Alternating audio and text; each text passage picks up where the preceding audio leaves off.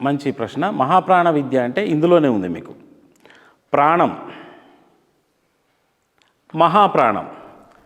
So మన యొక్క ప్రాణము, ఈ దేహంలో మనం కొనసాగాలి. జీవుడు అంటే ప్రాణం ఉంటేనే కొనసాగుతాడు. అందుకే ప్రాణం వచ్చింది, ప్రాణం పోయింది, ఈ రెండే ఉంటాయి. ప్రాణం పోతే వాడు ఇక్కడ శవమై ఉంటాడు, ప్రాణం ఉంటే చైతన్యంగా తిరుగుతున్నాడు. సాధకుడు ప్రాణాన్ని పట్టుకొని ఆ ప్రాణానికి మహత్వ స్థితిని కలిగించాలి అనేది మహాప్రాణ విద్య యొక్క మెయిన్. దాని యొక్క ట్యాగ్లైన్ ఏంటంటే ప్రాణగమనం పరమాత్మ వైపుకు. అప్పుడు పరమాత్ముడు ఎక్కడున్నాడు మన దేహంలో, ప్రాణరూపకంగా జీవుడు ఎక్కడున్నాడు, ఈ రెండు విషయాలు తెలిస్తే ఈ విద్య యొక్క మెయిన్ పర్పస్ అర్థమవుతుంది. మనం చెప్తే మన అందరి ప్రాణం ఎక్కడ ఉంటుందమ్మా అంటే మన యొక్క దేహంలో కంఠకూపంలో ఉంటుంది. విశుద్ధి చక్రం అంటారు యోగ పరిభాషలో. జీవుడి యొక్క స్థానం విశుద్ధి చక్రం, కంఠం. అందుకే ఎవరు పీకైనా పట్టుకుంటే వాడు చంపాలంటే ముందు పీకను పట్టుకుంటాం. ఎందుకు అంటే ప్రాణం ఇక్కడ ఉంటుంది. ఒక చెయ్యిని నరికినా వాడు బతుకుతాడు, కానీ పీకను కట్ చేస్తే ఉండదు. ఇక జస్ట్ ఇట్లా పట్టి గట్టిగా పట్టినా వాడు చనిపోతాడు. మిగతా ఏ అవయవాన్ని అట్లా పట్టుకున్నా చావాడు. అంటే ప్రాణం యొక్క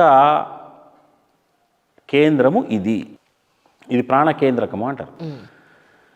అప్పుడు ప్రాణం ఎక్కడుంది అంటే మనము చెప్పాల్సిన ఏకైక సమాధానం ప్రాణం కంఠకూపంలో ఉన్నది. ఇప్పుడు ఈ ప్రాణాన్ని పరమాత్మ స్థానం వైపుకు ఎగబాకించాలి. దాన్ని మహత్వ స్థితి పొందించడం అంటారు. ఆత్మను మహాత్మ చేయడం.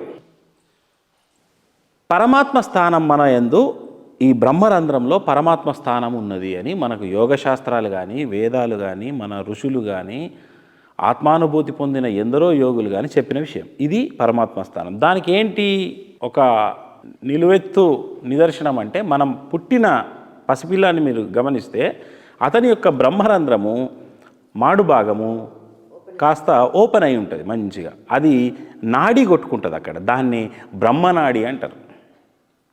బ్రహ్మనాడి, సుషుమ్నా నాడి లేదా బ్రహ్మనాడి, దానికి ఎన్నో పేర్లు. ఆ నాడి ఎప్పుడైతే అది ఓపెన్ ఉన్న రోజులు పసిపిల్లాడికి ఏ మాయ ఉండదు. మీరు అబ్జర్వ్ చేస్తే ఎవరు ఎత్తుకున్నా పోతాడు. నా అమ్మ, నా నాన్న అని కూడా అన్నాడు. ఇది నాది అనే భావన ఎప్పుడు స్టార్ట్ అవుతుంది అంటే మీరు అబ్జర్వ్ చేయండి. అది ఎట్టెట్లా మూత పడితే అట్టట్లా నాది అనడం స్టార్ట్ అవుతుంది. అది మనకు ఆయిల్ పెట్టేసి అమ్మమ్మలు క్లోజ్ చేస్తారు కదా ప్రతి పిల్లాడికి.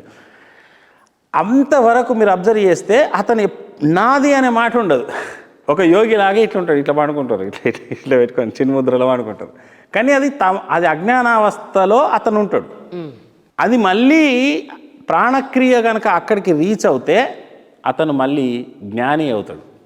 అప్పుడు కూడా అతను ఇంకా ఈ నేను నాది అనే ఈ హంత నుంచి బయటపడతాడు. మీరు అబ్జర్వ్ చేస్తే ఫస్ట్ ప్రాణం ఎక్కడ ఉన్నది ప్రతి వాళ్ళదంటే బ్రహ్మరంధ్రంలోనే ఉంటుంది. అందుకే తల్లి గర్భం నుంచి ఫస్ట్ ఈ పోర్షన్ బయటకు వస్తుంది. ఎప్పుడైతే నిశ్వాస వేస్తాడో ఫస్ట్ చేసేది ఏంటంటే కెవ్వుమని అరుస్తారు కదా, ఆ నిశ్వాస ద్వారా ఇక్కడ ఉన్న బ్రహ్మరంధ్రంలో నిశ్చలంగా ఉన్న ప్రాణం ఏమవుతుందంటే కిందికి జారి ఇక్కడ కేంద్రీకృతం అవుతుంది. అప్పుడు అతన్ని జీవుడు అనబడతాడు. ఇక్కడికి కిందికి జారింది మళ్ళీ నీ స్వస్థానం చేరాల్సిందే మహాప్రాణ విద్య. దాన్ని మళ్ళీ స్వస్థానం చేరుస్తూ ఉండాలి. వయా సుషుమ్నా గుండా, సుషుమ్నా ద్వారం ద్వారా మళ్ళీ స్వస్థానానికి ఎగబ్రాకించాలి. ఎలా ఎగబ్రాకిస్తామంటే ఎట్లెట్లా ఈ యొక్క మాడు బాగా మూతపడుతుందో ఇడా పింగళ నాడుల వ్యవస్థ అనేది స్టార్ట్ అవుతుంది అప్పుడు వాళ్ళకు. అంతవరకు అతని యొక్క బ్రీత్ సిస్టము కంఠకూపం ద్వారా జరుగుతుంది. పసిపిల్లల యొక్క బ్రీత్ సిస్టమ్ మీరు చూస్తే ఇలా ఉంటుంది. కాకపోతే ఇన్హేలేషన్ ఎక్కువ ఉంటుంది, వాళ్ళది వదలడం ఎక్కువ ఉంటుంది.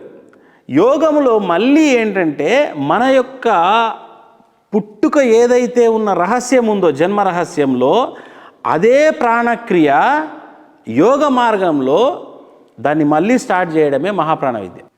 మళ్ళీ నువ్వు ఎట్లా పుట్టావో నీ యొక్క మూల స్థానంలో ఏ స్థానం నుంచి ప్రాణం, ఇది ఎవరికైనా ప్రతి మనిషి అండి, అతనని కాదు, ఎవరైనా కానీ ఇదే సిస్టమ్ ఉంటుంది. అతను నాస్తికుడు కావచ్చు, ఆస్తికుడు కావచ్చు, యోగి కావచ్చు, రోగి కావచ్చు, వాళ్ళ సిస్టమే ఇది.